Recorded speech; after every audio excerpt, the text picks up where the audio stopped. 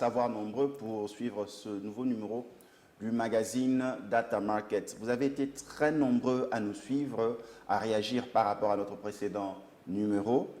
Merci pour vos encouragements, merci pour votre soutien. Vous nous suivez partout dans le monde, vous nous suivez en Asie, en Amérique, vous nous suivez en Afrique, vous nous suivez à Dallas et à Washington, là où nous avons notre bastion. Vous êtes dans votre nouveau numéro du magazine Data Market. Une question. Est-ce que le budget de Sylvestre Ilunga Ilukamba, Premier ministre de la République démocratique du Congo, reflète le budget global de la RDC?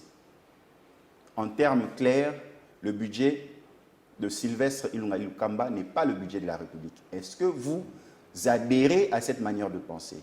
Et pour répondre à cela, je vous présente mon invité de ce soir, que je vais saluer, Norbert Yamba-Yamba. Bonsoir. Bonsoir, merci pour l'invitation. Norbert Yamba-Yamba, je vous reçois en tant qu'expert en gestion de projet, expert en question de décentralisation, expert en gestion de budget, questions économiques. Le budget d'un pays reflète les ambitions de développement économique d'une nation. La question fondamentale de notre magazine de ce soir, Data Market, pour parler économie, le budget de Sylvestre Ilunga Ilukamba, qui était de 7 milliards de dollars, réévalué à 10 milliards de dollars, ne reflète pas le budget de la République. Est-ce que vous épousez cette assertion? Merci Séphorien pour m'avoir invité. Je dois vous avouer qu'avant de répondre à cette question, j'aurais souhaité en fait que nous puissions mettre sur la place publique Tout à fait. L'architecture institutionnelle de la République. Tout à fait. Allez-y. Et notre pays a consacré la décentralisation comme mode de gestion territoriale dans l'article 3 de notre Constitution du 18 février 2006, tel que modifié à ce jour. Et dans ce processus de décentralisation, notre Constitution prévoit deux pouvoirs. Il y a le pouvoir central et le pouvoir provincial. Mais la même Constitution reconnaît qu'il y a trois paliers, trois niveaux de gouvernance. Il y a le niveau central, le niveau provincial et le niveau local. Au niveau local, vous avez trois entités. Vous avez d'une part les villes, les communes et les secteurs chefferies. Mais je voudrais vous dire que notre pays, outre le niveau national, a 26 provinces, a 97 villes, a 603 communes, a 478 secteurs et 259 chefferies. Et la particularité de ces différents échelons de gouvernance relève au niveau de la disposition à chaque niveau d'un budget, d'un programme.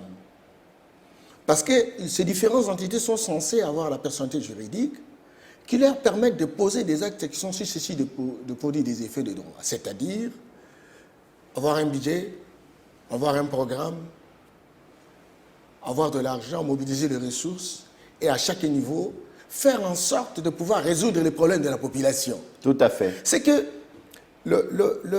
ce partage des rôles, ce partage des responsabilités donne à chaque échelon de gouvernance la possibilité de résoudre les problèmes de la population. J'allais dire, de desservir des services de qualité à la population.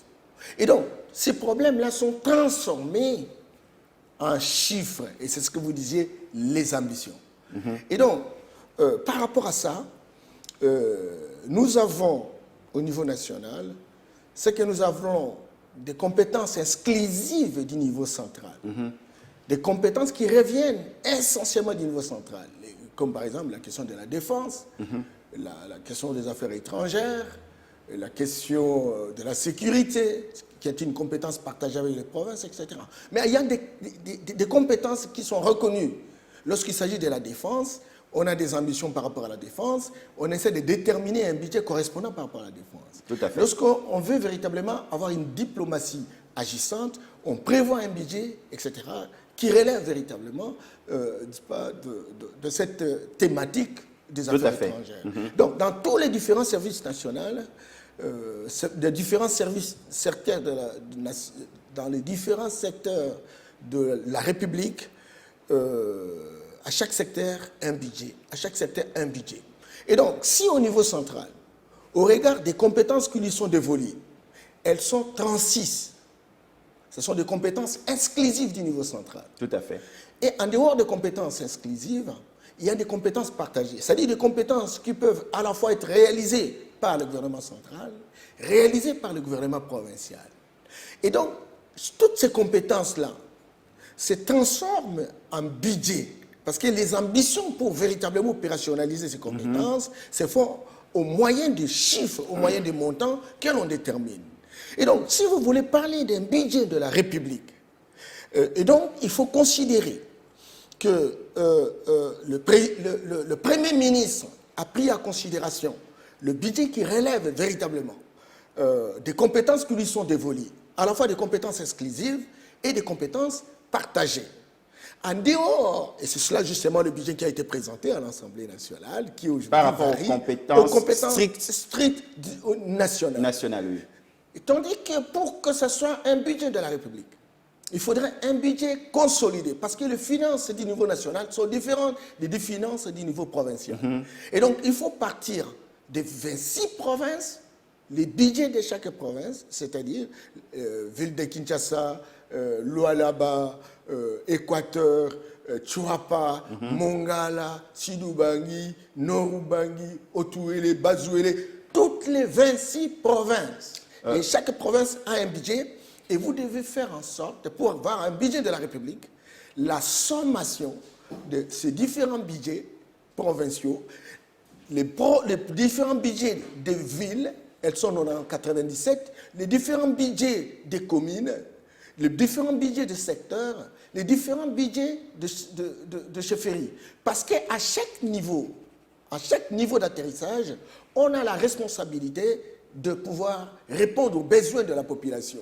Donc vous ne pouvez pas dire, simplement parce que le Premier ministre a présenté un budget, et que ce budget-là est un budget de la République. Non, non, mais il faut un budget consolidé. C'est le budget consolidé qui regroupe à la fois le gouvernement central, les 26 provinces, les 97 villes, les 603 communes, 478 secteurs et 259 chefferies, c'est le budget, la sommation de ces différents budgets qui constitue le budget de la République. Norbert Yamba, je vous ai laissé présenter votre idée par rapport au budget, parce que nous sommes en train de parler ce soir que le budget présenté par Sylvestre Ilukamba n'est pas nécessairement le budget de la République.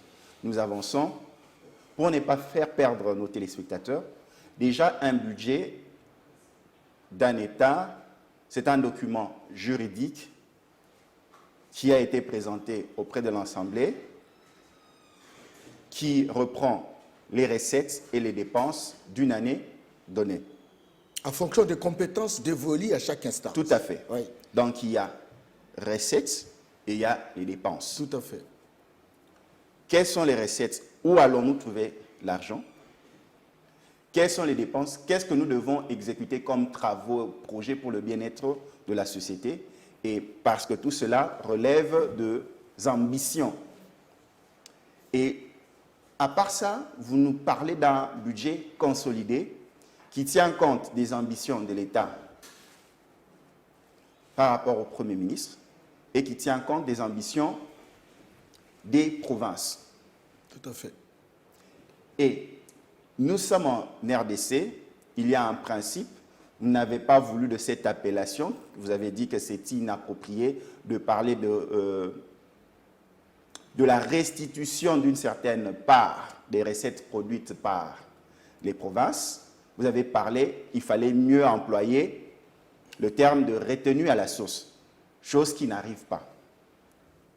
La question que nous nous posons avec les téléspectateurs maintenant, lorsqu'on élabore un budget qui est l'ensemble des recettes et des dépenses d'une année donnée par rapport aux ambitions des entités, que ce soit au niveau national ou provincial, qui doit le rédiger et comment sa rédaction doit se faire? Parce que dans les médias, quand nous suivons, Sylvestre Ilou-Kamba a présenté un budget qui était de 7 milliards, qui a été révisité à 10 milliards. Maintenant, faites-nous comprendre, pour que l'on puisse parler de budget consolidé, qui doit le faire? Comment ça doit être rédigé pour que nous puissions continuer dans nos échanges? Merci beaucoup. Je tiens à insister Tout à fait. que lorsque vous regardez la loi des finances publiques, Tout à fait. les finances du niveau national sont différentes des finances du niveau provincial. Tout à fait. Il y a deux pouvoirs, le pouvoir central et le pouvoir provincial. C'est très important. Et donc, chaque entité provinciale a ses propres finances. Tout à fait. Cependant, il y a une sorte de partage des responsabilités entre les différentes instances. C'est-à-dire, on peut être dans la province de l'Équateur, mais le gouvernement central a des choses à réaliser au niveau de la province de l'Équateur. Le gouvernement provincial a aussi la responsabilité de réaliser des choses dans la province de l'Équateur. Donc, à chaque niveau, il y a des interventions au niveau central et provincial. C'est très important. Alors, au niveau national, comme je vous ai dit, nous avons des compétences qui sont reconnues au niveau national. Et par rapport à ces compétences, la loi détermine la nomenclature des taxes. Parce qu'en fait, la mobilisation des ressources se fait au travers les actes générateurs de ressources. Tout à fait. Et donc, cette nomenclature des taxes existe et on détermine quelles sont véritablement les taxes ou les impôts qui reviennent des droits au gouvernement central. C'est comme ça que vous voyez, par exemple, des services de l'État qui relèvent de la mobilisation des recettes comme la DGDA, comme la DGRAD, Tout à fait. comme la DGI. Ce sont des services publics, mais qui sont, n'est-ce pas, qui sont représentés à différents niveaux pour mobiliser ce que nous appelons des recettes à caractère national. Ces recettes à caractère national sont clairement définies, n'est-ce pas, dans la nomenclature des taxes. Et c'est quand on mobilise au niveau de la province, par la DGI, par la DGRAD, par la DGDA, etc. Ces recettes sont renvoyées à Kinshasa. Parce qu'on les appelle des recettes à caractère national. Tout à fait. Et donc, mais la loi dit, au travers de l'article 175, que ces recettes-là, il faut le retenir 40% pour la province. Au lieu de retenir, nous faisons ce qu'on appelle la rétrocession. La rétrocession. Parce qu'ils ne peuvent pas le retenir. Bien entendu, bon, il y a plusieurs problématiques par rapport à cette question, etc. Mais on en discute. Et cela peut trouver solution autour de la conférence des gouverneurs. Il existe une conférence des gouverneurs où les provinces racontent le gouvernement central présidé par le président de la République, où on discute sur des questions qui fâchent, des questions qui permettent une sorte d'harmonisation, etc. Cette question a fait l'objet de beaucoup de discussions. Il y a eu des compromis, encore qu'elle s'adapte, ces compromis s'adaptent à la loi de la République. Quand cela ne tienne, il y a quand même un montant qui revient à la province sur base des taxes, des recettes à caractère national. Au-delà de ces taxes à caractère national, chaque province dispose également des taxes qui lui sont reconnues en tant que comme entité. les DGRK à Kinshasa, qui mobilisent ce qu'on appelle des taxes de recettes propres pour la province. Et ça se trouve expliqué au niveau, n'est-ce pas, de la nomenclature des taxes. Tout à fait. Et par exemple, les taxes d'intérêt commun. Les taxes d'intérêt commun pour la province, ça veut dire en fait la province est représentée à différents niveaux d'atterrissage, jusqu'au niveau de chefferie. Si on mobilise des ressources au niveau de chefferie, ces différentes recettes sont renvoyées au niveau de la province et ça s'appelle des recettes, des taxes d'intérêt commun. Et la province renvoie, comme le niveau central renvoie au niveau de la province, la province renvoie au niveau, n'est-ce pas, des entités territoriales décentralisées comme la ville, etc.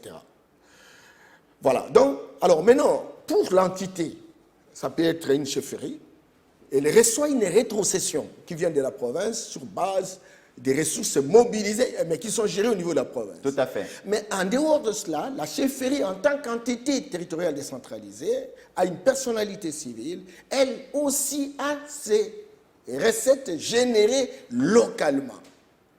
Par exemple, le taxe, le foncier, par exemple, les maisons, etc., les locations, il faut payer. Quand il y a, par exemple, des vélos, il faut payer, etc. Et donc, à ce niveau-là, il y a des recettes propres qui sont gérées par la chefferie, qui est l'entité subalterne et connue. Alors maintenant, dans la construction du budget, et donc, la chefferie prend en considération ses ambitions, elle définit ses ambitions. Ses problématiques en termes de développement, de soins de santé, ou voilà. Ses priorités, et qui relèvent de ses compétences. Parce que le problème, c'est qu'elle ne peut pas dire que je vais construire un pont. Non, non. Ah non, ça ne relève pas de sa compétence. Tout à fait. Elle ne peut pas arranger une route d'intérêt national, par exemple. Ça ne peut pas. Ça revient à la compétence du gouvernement central. Y compris la province ne peut pas s'occuper d'une route d'intérêt national. Et donc, elle mobilise l'argent et elle sait qu'elle peut arranger des petits bretelles qui séparent entre les deux quartiers. Par exemple, au niveau de la commune, on peut arranger. Lorsque on peut se trouver en situation, on peut arranger un bâtiment d'une école, il y a une toiture qui est partie, etc. Elle peut, en urgence, intervenir. Et donc, il prend à la fois le recette, qui est ici de la rétrocession, et le recette généré par les taxes propres pour la chefferie, pour l'entité. Et c'est là qu'il construit ses recettes et ses dépenses. Il dit, bon, comme j'ai la possibilité de mobiliser autant, et donc je peux exprimer mes ambitions à telle proportion. Tout à fait.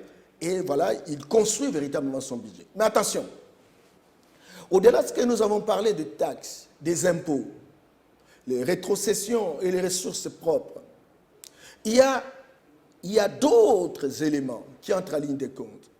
Une entité, par exemple, comme la commune de Kimbaseke, a aussi la capacité véritablement de mobiliser les ressources au travers de la coopération décentralisée. Tout à fait. C'est-à-dire, une commune peut être en coopération décentralisée avec une autre commune. Dans le sens d'un jumelage, elle peut aussi mobiliser des ressources parce qu'elle a la personnalité civile. Et la personnalité civile donne la capacité de poser des actes de sa volonté. C'est vrai que les proportions, les limites sont déterminées. Tout à fait. Il faut la caution, n'est-ce pas, de la hiérarchie à certains niveaux, etc. Et donc, au-delà de ce que représentent ces moyens propres, les rétrocessions, mais il y a aussi des partenaires au développement qui peuvent intervenir. Nous sommes à Kimbaseke. Il y a la banque la Banque mondiale, ou la coopération technique belge, ou JICA, la coopération japonaise, etc. peut dire, moi, je vais intervenir dans la commune de Kimbaseke, je vais construire 17 écoles. Dans le budget, on va trouver non seulement les moyens qui reviennent essentiellement à la commune, mais aussi les interventions des partenaires. Et donc, quand on met les interventions des partenaires en ligne, et on peut dire, nous avons au moins autant d'argent pour notre budget. Et il y a une répartition des rôles au niveau de la mise en œuvre. On y arrive maintenant. Je vous ai laissé parler religieusement. Nous allons aller entité par entité. Okay. Pour comprendre, nous prenons Lemba, par exemple. Lemba, ses ambitions. Elle voit ses problèmes d'égout, salubrité, Kinshasa Bopeto, l'emploi des jeunes, rebâtir, par exemple, la commune de Lemba. il crée un arbre à problème. Là, nous parlons en gestion de projet. Ouais. L'arbre à problème, il décèle tous les problèmes et ils choisissent les problèmes prioritaires par rapport à l'EMBA. Tout à fait. Et ils voient comment les résoudre. Quand ils répondent à ce problème, ça permet de résoudre tel problème. Ouais. Un projet sans financement reste qu'une idée. Tout à fait. Ils se disent, pour pouvoir répondre à ce problème, il nous faut autant en termes de budget. Ça, c'est l'EMBA. Et là, ils quittent de l'arbre à problème à l'arbre à solution. Et à la fin, ils vont obtenir un cadre logique d'activité, Ouais. un budget. Donc là, ils ont les recettes. Ils savent, par exemple, pour faire tel projet, les recettes viendront de tel secteur. Et ces recettes, nous allons défalquer en termes de pourcentage autant pour faire ceci. Là, l'EMBA a son cadre logique, son plan de développement, on peut dire cela. Et on va à Kinshasa. L'EMBA est une sous-entité au sein de Kinshasa. Kinshasa, le gouverneur Gentini Gobila a ses priorités. Kinshasa Bopeto, qui le demande par exemple en termes de budget, autant. Il donne par exemple aux villes 10 000 $ comme il a donné, ainsi de suite. Il a aussi son plan, cadre logique d'intervention et son plan de développement en termes de budget. On quitte Kinshasa, on va au niveau national. Là, on trouve maintenant le Premier ministre qui dit, voici par rapport à notre vision, gratuité de la scolarité, ça nous demande à peu près 3 milliards.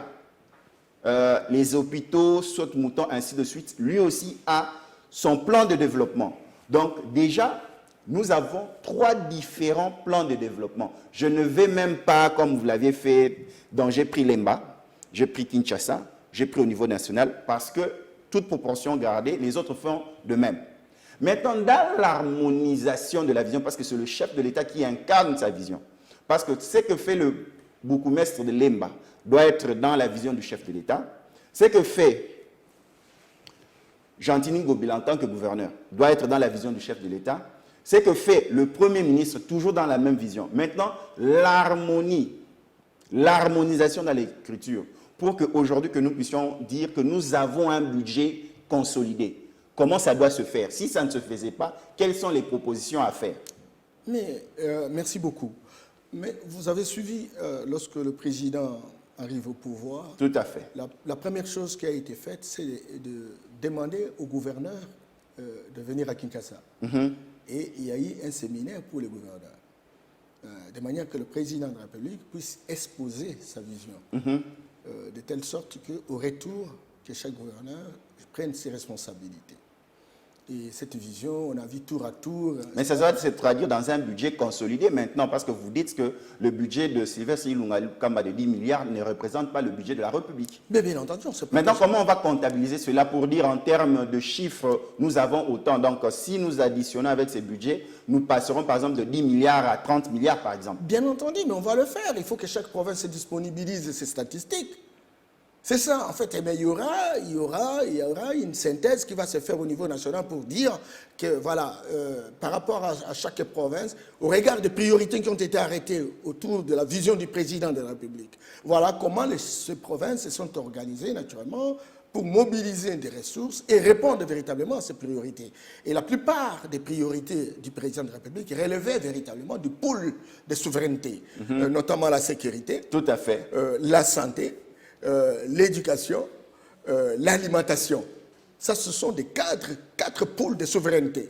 Il faudrait qu'en fait que ce pôle de souveraineté se retrouve dans les différents budgets.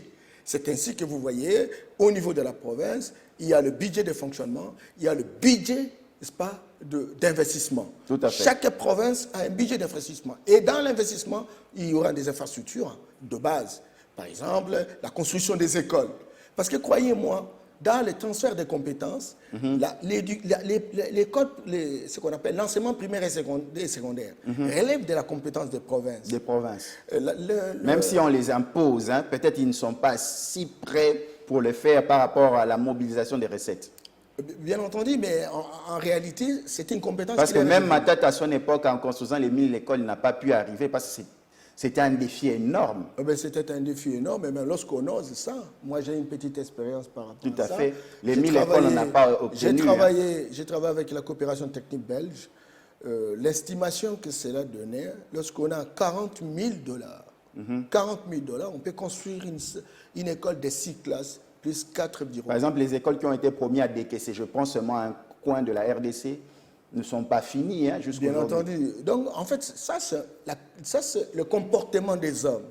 Mais le principe est réalisable au regard des moyens qui sont les nôtres. Et donc, le gouverneur, moi, je dis, mais écoutez, je n'aime pas trop revenir sur le là-bas. Mais c'est notre exemple. Donc, je on doit travaille dans ce applaudir. sens-là. C'est une province pilote aujourd'hui. Même l'université est en train d'être construite par qui ne relève pas de sa compétence ou un des comptes, mais parce que c'est une institution qui se trouve opérationnelle dans le Lualaba, dans la province de Lualaba, etc. Et puis bon, le gouverneur s'engage. Les écoles primaires, les écoles secondaires, ça c'est la compétence.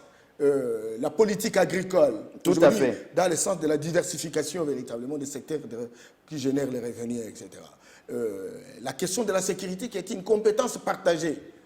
Parce que la sécurité relève véritablement du gouvernement central. Mais croyez-moi, au niveau de la province, il y a de la police, il y a l'armée, et puis à ce niveau-là, on peut aussi.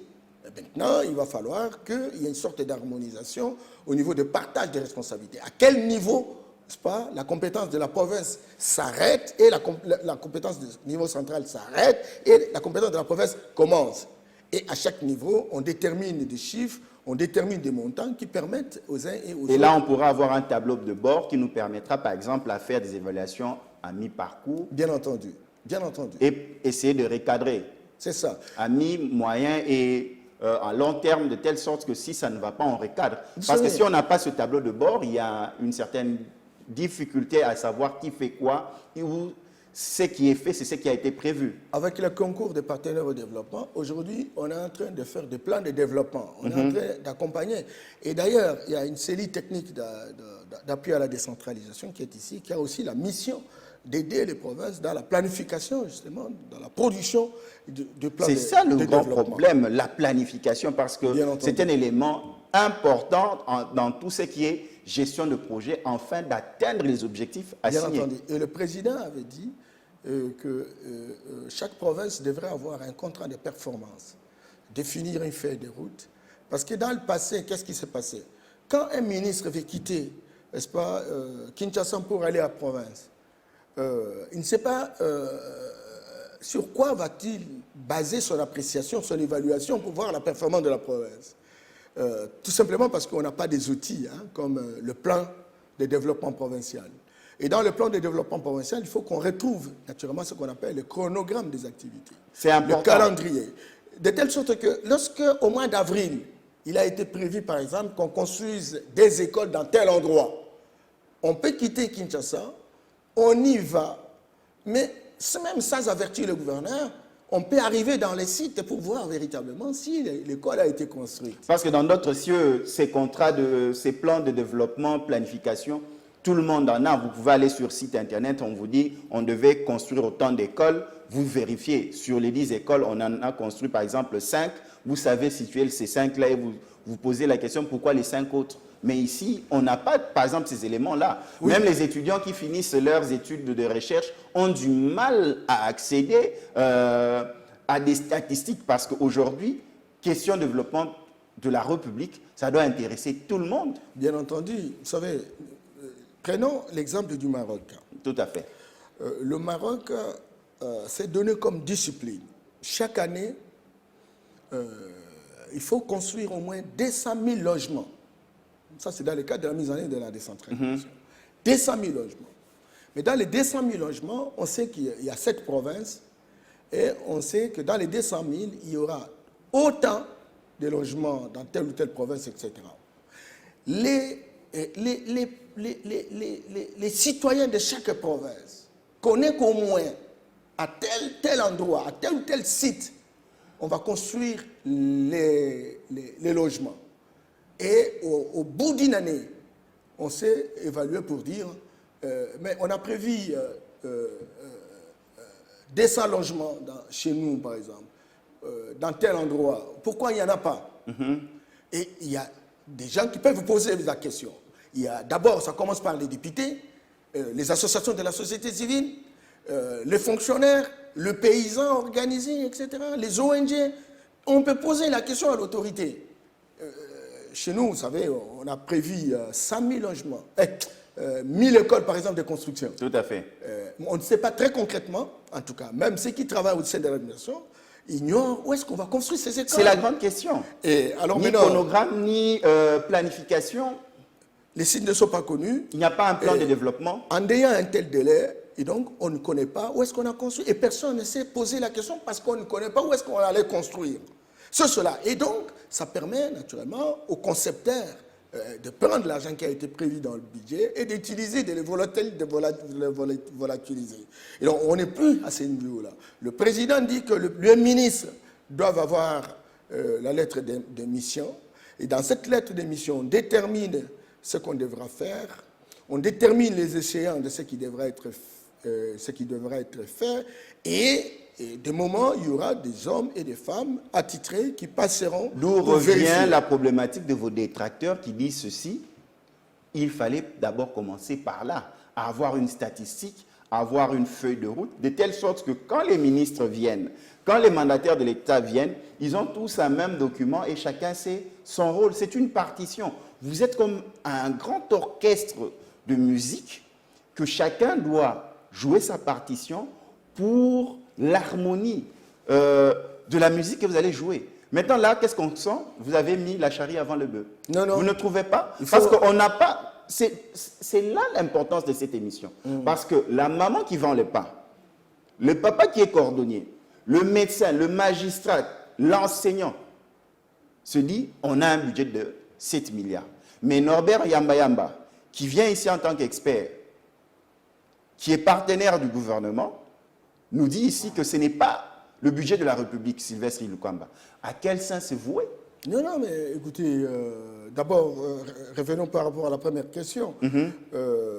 Est-ce que nous ne sommes pas dans une logique de pédagogie d'entonnoir? Le président donne sa vision, détermine les axes directeurs, le Premier ministre les évoque, les 15 piliers, etc. Et donc, il revient naturellement à chaque ministre de fouiner dans son ministère, de dégager des priorités conformément à la vision du président et aux différents axes accélérateurs choisis par le Premier ministre, et il monte naturellement ses priorités. Je m'excuse beaucoup, il monte ses priorités. Et quand il aura fini à monter ses priorités, qui constituent pour lui la lettre d'intention, au regard véritablement des recommandations du président de la République et du Premier ministre, et à ce moment-là, le président... Mais en termes de budget, ça représente quoi? Parce que toute décision prise doivent s'exprimer en capacité financière à être réalisée, d'où le budget. Combien sera alloué? Oui, mais il y a un support... C'est là où on dit que c'est de l'utopie quelque part. Non, il y a un support de référence. Lequel? Écoute, mais c'est le budget du Premier ministre. Qui véritablement qui vous dites ici sur ce plateau est incomplet. Mais il est complet dans le sens que au niveau de province, il existe des compétences qui leur demandent d'avoir les propres budgets et d'agir. De la même manière que le Premier ministre peut agir à l'échelle nationale, la province aussi a la responsabilité d'agir à l'échelle provinciale. Parce que ce qui est dit, ces 7 ou 10 milliards sont partagés entre les 26 provinces. C'est ce qui, les Congolais, que ce soit du Lualaba, au Kenge, Djouma, vous prenez Bongandanga, tous, même à Kinshasa, Angaba, nous savons que nous allons nous partager un budget de 7 milliards ou 10 milliards de dollars pour l'exercice 2020. Non. Mais vous, ce sont des compétences. Vous êtes en train de dire qu'il faut additionner les budgets des provinces. Bien entendu. Mais carrément, faites-le et précisez-le dans un document. C'est ça que nous sommes en train de vouloir. Oui, mais bien entendu. Mais en fait, vous avez la vision du président. Vous avez les compétences qui sont reconnues au niveau central. Pour agir au niveau... Parce que le niveau central n'a de l'espace qu'au niveau provincial et au niveau local. C'est très important. Tout à fait. Et donc, ce qui est conçu au niveau central doit avoir des répercussions au niveau provincial et local. Et donc, les montants là, qui doivent avoir une répercussion au niveau provincial et local, c'est un montant qui relève de compétences exclusives et partagées du niveau central. Ça, nous l'avons compris. Et donc, maintenant, les provinces ont aussi leur propre budget. Parce que l'argent qui rétrocède le gouvernement central, cet argent est un intégré dans le budget provincial, cet argent n'est plus comptabilisé par le gouvernement central. D'où ça fait partie des 7 milliards. Comment? D'où ça fait partie des 7 milliards de dollars, 7 milliards à 10 milliards. Si on suit cette logique-là, non, la rétrocession. Non. Les montants, par exemple, les recettes générées, les recettes propres générées par la province, ne fait pas partie de ce que du budget Ilunkamba. Non, les recettes propres générées par la province, plus les recettes à caractère national rétrocédées par le gouvernement central aux provinces font partie du budget de la province. Ce n'est pas repris dans les 10 milliards du gouvernement central. Et donc, si vous voulez avoir un budget de la République démocratique du Congo, il faut consolider ce budget-là. Consolider ce budget en fonction de ce qui a été prévu en termes d'ambition par la province et par le gouvernement central. Lorsqu'on fait la sommation... Donc là, on peut passer à un budget de 30 milliards. Tout à fait. Parce que regarde, le budget de la province, je prends Lualaba, si dans l'hypothèse des milliards de dollars, mais ce n'est pas pour s'amuser, c'est pour ranger les routes, c'est pour construire des écoles, c'est pour... Comptable dans les actions du chef de l'État. Bien entendu, parce qu'il y répond à la vision du chef de l'État qui est censée être une vision qui s'intéresse de la population. Il faut résoudre les problèmes de la population. Mais il y a une différence nette entre l'action du gouvernement central et l'action du gouvernement provincial, même s'ils ont un dénominateur commun, le peuple et la capacité de résoudre. Mais là, ici, il y a une répartition des compétences. Le gouvernement central fait quelque chose à Lualaba par rapport à ses compétences, et le Lualaba fait quelque chose à Lualaba sur base de ses compétences. Donc le gouvernement central intervient dans chaque province, ça peut intervenir même dans chaque ville, mais relevant de ses compétences. Mais cela n'exclut pas que chaque province, chaque commune, chaque ville, au regard de ses compétences, au regard de ses moyens propres mobilisés localement, soit à mesure d'avoir son propre budget et de négocier même de fonds auprès donc là, nous sommes dans ce que nous appelons dans le jargon gestion axée résultat. Gestion axée sur les résultats avec des comptabilités différentes les unes les autres, mais ayant le même objectif, le peuple d'abord. Au regard de la vision du président de la République, les priorités qui ont été arrêtées. Mais comment expliquer que dans les interventions du Premier ministre, il n'a pas fait allusion à cela pour calmer les inquiétudes du peuple congolais, même de vos détracteurs qui disent que ça soit 10 milliards, c'est un budget insuffisant. Mais or, lorsque nous suivons vos argumentaires, nous disons que non, tout n'est pas sombre. Non, mais écoute, bon, c'est vrai que le Premier ministre ne va pas tout dire. Moi, je suis quand même expert, mais je fais partie du CACH, de l'IDPS, mon parti d'action, etc. Et quand j'explique ça, parce que je voudrais quand même apporter des explications complémentaires par rapport à l'action. Parce que je vois ceux qui sont dans le gouvernement, même à la présidence, ont un sourire, ils disent voilà, on vient de nous proposer une solution stratégique communicationnelle. Non, mais c'est pas ça. C'est pas ça. Nous sommes en train d'expliquer correctement les choses. Je vous ai dit l'autre fois, qu'est-ce qui a poussé, en fonction de quelle loi, le gouverneur, par exemple, de Lualaba, a payé les études des lauréats. Pour Chypre. Pour Chypre et, je ne sais pas, Bangladesh, je ne sais pas, Chypre. Mais pourquoi? C'est parce que l'enseignement primaire et secondaire relève de sa compétence. Et les moyens sont mis en disposition. Ces moyens-là ne sont pas comptabilisés chez nous. Il faut faire attention de faire porter les croix difficiles aux amis. Comment? Il faut faire attention à faire porter des croix lourdes aux amis. Non, bon, moi je suis en train de prendre les exemples parce que je circule à travers le pays et j'essaie de donner des exemples qui correspondraient à la situation. C'est comme pour dire, je m'excuse beaucoup, il ne faut pas que je donne l'impression que ce budget correspond véritablement à la situation du Congo. Non, parce que si on doit comparer avec d'autres budgets, nous on n'est même pas un début de budget. Bien entendu. Parce que l'Angola, vous en tant qu'expert, quand vous comparez par exemple l'Angola, le Nigeria, nous sommes à quelle échelle? Non, mais l'Angola a 74 milliards de dollars. Pour combien d'habitants? Pour 22 millions d'habitants. L'Afrique du Sud, 55 millions d'habitants, 140 milliards de dollars. Vous voyez, le Gabon, des millions d'habitants et vous avez 16 milliards de dollars. Vous voyez, donc nous ne pouvons pas dire qu'avec les 10 milliards, ça suffit. Mais nous disons qu'il y a une opportunité. Il faut comptabiliser également ce qui s'est fait à la province. Parce que notre constitution, notre droit positif parle des finances différentes entre le pouvoir central et le pouvoir provincial. C'est que lorsqu'on veut véritablement avoir le budget de la République, il faut additionner. Ça s'appelle ce qu'on appelle le budget consolidé. Mais ça ne correspond pas toujours aux ambitions de la République. Mais il faut poser un premier pas. Et le premier pas a toujours été le plus long. Est-ce qu'avec ce budget consolidé, est-ce qu'on maximise les recettes de l'État?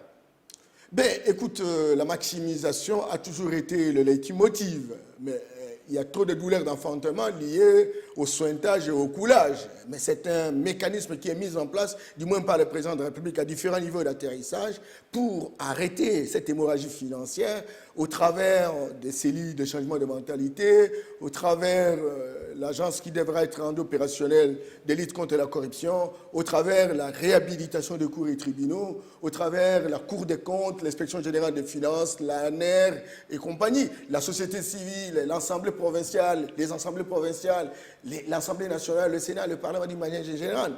Et donc, et les corporations, la presse aussi, doit funer partout pour permettre véritablement de dissuader ceux qui tenteraient de jouer avec les ressources de l'État. Surtout que c'est démontré que 75% des ressources de l'État sont volatilisées entre les... Il y a la question de la lutte contre la corruption et le détournement des deniers publics. C'est pourquoi je vous ai toujours dit qu'il faut toujours une vision systémique. Au même moment qu'on voudrait résoudre un problème, il faut voir les différentes facettes qui entrent en interaction dynamique avec le problème comme on voudrait résoudre. Et parce qu'on a besoin de l'argent, il faut arrêter les sointages, il faut arrêter les coulages, et ça permet de drainer autant de moyens qui nous permettent de faire des allocations rationnelles et rentables. Dans votre budget consolidé, quels sont les secteurs prioritaires qui peuvent engendrer le développement économique? Écoutez, dans le budget consolidé, il y a d'une part, vous voyez, les 4 pôles de souveraineté. Je vous ai dit, ce sont des besoins basiques. Hein, mais on dit des besoins sociaux de base. Mais il y a aussi des stratégies de promotion, de développement économique, etc. Lorsque on a des minéraux, par exemple, stratégiques, on a besoin naturellement d'exploiter ces minéraux, encore qu'il faut les transformer. Ça, c'est une stratégie qui apporte des richesses additionnelles. Vous voyez, et le président de la République, dans les contacts qu'il est avec le milliardaire, les opérateurs économiques à travers le monde, pour leur dire, oui, depuis la cession de notre pays à l'indépendance, nos produits, nos minéraux stratégiques ont toujours été extraits en termes de briques, exportés comme briques. Mais il faut maintenant, pour permettre la résorption du chômage, il faut encadrer ces secteurs. Il faut encadrer, il faut extraire au premier chef. À ce moment-là, on crée une entreprise. Mais il faut aussi des entreprises qui achètent, mais qui transforment pour que ça devienne, comme nous avons les coltans, on a besoin de smartphones, comme nous avons le cobalt, on a besoin de batteries. Et donc, si on produit le cobalt, et à ce moment-là, on peut engager les Congolais, qui ont besoin, qui ont le profil, etc., qui peuvent se taper du travail. Mais si on crée encore une autre entreprise de transformation pour qu'on produise, par exemple, les smartphones, etc., à ce moment-là, on va engager d'autres Congolais. Et puis, troisièmement, on crée une entreprise de commercialisation, on cherche des marchés sur base d'une intelligence économique. Malheureusement, on est déjà vers la fin. Et donc, cette chaîne de valeur ajoutée va donner des ressources additionnelles, va donner des richesses, qui permettent véritablement de faire des réallocations qui vont répondre aux besoins de nos concitoyens. À Abuja, le président de la République, en début de son mandat, a parlé de la création d'un fonds pour soutenir l'entrepreneuriat jeune en RDC, un fonds de garantie.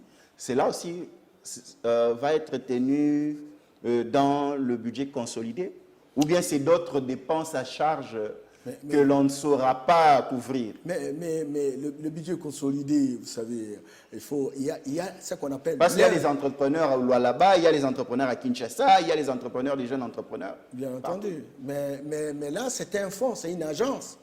C'est une organisation qui est mise en place, qui doit générer des ressources. Faites attention, ce n'est pas l'aumônier. Et donc, il y a un fonds de garantie, mais alors, on examine... Qui sera placé dans une banque étrangère de la place qu'on ne va pas citer le nom. bien entendu. Et chaque Congolais qui voudrait, il dit, non, moi, je suis installé par exemple dans le Congo central, et bon, il y a autant, il fait une étude, il dit, mais il y a autant par exemple d'oranges qui sont produites chaque année, et je voudrais extraire le jus pour faire la boisson du jus d'orange dans la province. À ce moment-là, toutes les calculs faits, et puis bon, voilà, donc on dit non, c'est rentable, nous pouvons lui donner l'argent. On ne va plus donner l'argent comme à l'époque au FPI, etc., où chacun prend l'argent, il va le faire comme il attend, il n'y a aucune industrie, il n'y a rien du tout. Et donc, cette fois-ci, c'est comme pour produire des richesses pour la République. Alors maintenant, il faut un projet bancable, un projet qui répond aussi aux préoccupations. Vous dénigrez le FPI, mais c'est quand vous avez les fonds pour faire les sauts moutons. Non, je n'ai pas négligé le FPI. J'ai dit que par le passé, bon, jusqu'aujourd'hui, il y a des gens qui sont redevables au FPI et qui en réalité ont reçu l'argent mais n'ont rien foutu. Tu vois? Et ils n'ont plus de l'argent pour véritablement payer l'argent reçu du FPI. Et nous disons que si il y a cet argent, ben, écoutez, travaillons avec les entrepreneurs congolais, il est anormal de voir qu'on est sur l'avenue du commerce, qui était autrefois occupé par les Congolais, etc. Aujourd'hui, on n'en trouve pas. Vous voyez les Libanais, les Chinois, les Indiens, etc. Nous ne pouvons pas avoir une société où nous n'avons pas une classe moyenne. Les grands opérateurs économiques qui ont existé par le passé, comme Dokolo, Kisombe, Jean-Pierre, Jeannot Bemba, etc., tous ces gens-là ne sont plus fonctionnels. Quelqu'un qui, aujourd'hui, se bat à longueur de journée, c'est média. Il faut des gens, par exemple, qui ont réussi. S'il y a un fonds de garantie, on peut dire, mais écoutez, s'il y a un Congolais qui peut s'occuper, par exemple, de l'aviation, pourquoi pas, l'EDA a déjà démontré. Faisons ceci.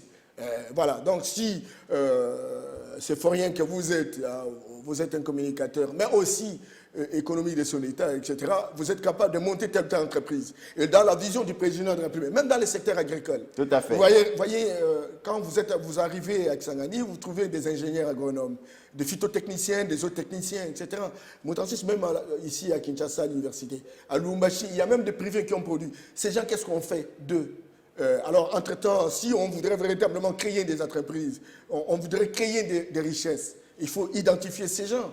Et il faut leur donner des moyens, il faut leur donner des espaces. Ils vont créer ce que nous appelons des entreprises agro-industrielles. Et ils vont commencer à produire et à vendre et à engager les Congolais. Et on aura un flux de richesses, de produits sur le marché. Ça va jouer sur les lois de l'offre et de la demande, etc. C'est ce qu'on voudrait.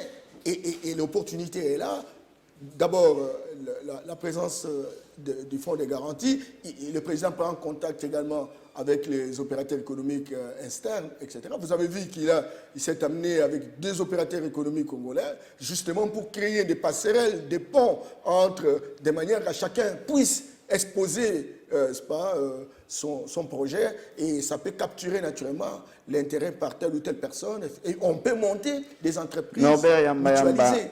C'est déjà la fin de notre échange. Nous revenons à notre question comme conclusion. Pourquoi, selon vous, le budget Sylvestre Ilunga-Ilukamba n'est pas le budget de la République? Le budget Sylvestre Ilunga, c'est un budget effectivement qui pourra intervenir sur l'ensemble de la République, mais n'a pas la prétention d'être un budget de toute la République. Simplement parce qu'en dehors du gouvernement central, il y a les provinces. Et donc, les budgets des provinces ne sont pas inclus dans ce budget d'Ilokamba. Ilokamba a pris essentiellement les compétences qui lui sont dévolues. Et ces compétences sont partagées entre les provinces et le gouvernement central. Donc, les provinces, les 26 provinces, ont leur budget, ont leur programme. Et pour parler du budget de la République, il faut consolider, il faut faire la sommation de tous les budgets des 26 provinces, ajouter avec ce qu'Ilokamba fait, pour que nous puissions prétendre avoir un budget de la République. Alors, si on fait cette sommation, on ne peut pas rester avec 10 milliards comme on en parle, on peut aller au-delà de 20 milliards. Mais, écoutez, ce budget est toujours insuffisant par rapport aux ambitions, par rapport aux besoins. Eh bien, il faut aussi mobiliser des ressources extérieures. Je ne pense pas que le budget Ilukamba, heureusement que lorsqu'on a réévalué, c'est fort possible qu'on ait comptabilisé même les promesses de la Banque mondiale ou compagnie. Que vous aimez beaucoup. Et donc,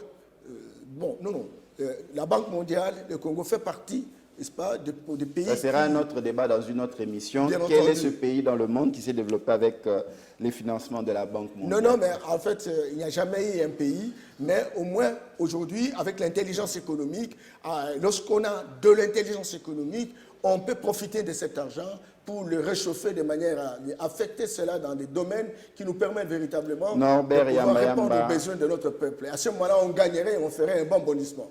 Norbert Yamba Yamba, un grand merci. C'est moi qui vous remercie. Vous nous avez suivis ce soir. Nous avons reçu pour vous Norbert Yamba Yamba en tant qu'expert en gestion de projet, expert en questions économiques.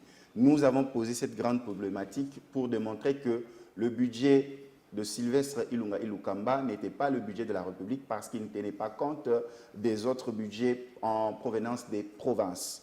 Si vous nous avez raté ce lundi à 22 h sur Kin 24 Télévision dans le magazine Data Market, rattrapez-vous le mardi à 11 h juste sur Kin 24 Télévision. Quant à moi, je vous dis à la prochaine. Que Dieu vous bénisse.